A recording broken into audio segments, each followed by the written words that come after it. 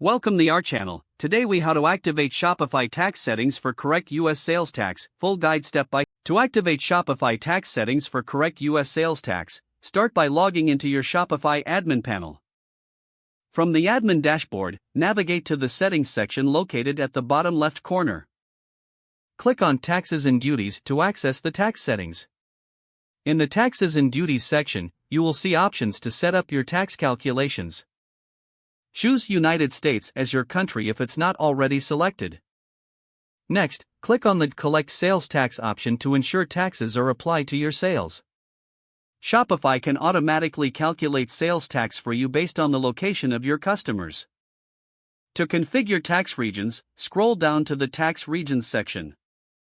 Here, you can see the states where you plan to collect taxes. Click on Edit next to each state you need to manage.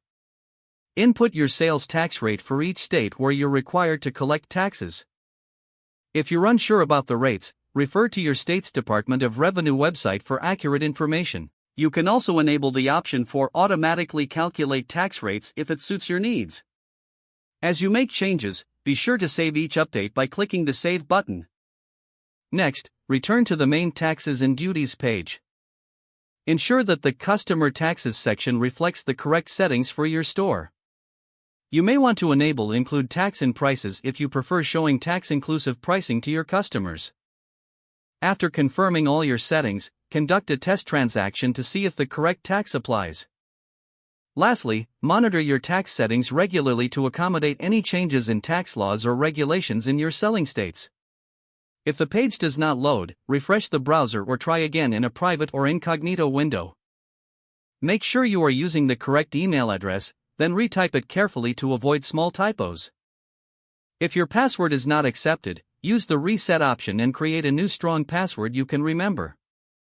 Check your spam folder for verification or security emails, then complete any requested confirmation steps. Enable two-factor authentication if available to improve account security and reduce unauthorized access risk. After signing in, review your profile details so your contact information and settings are accurate and current.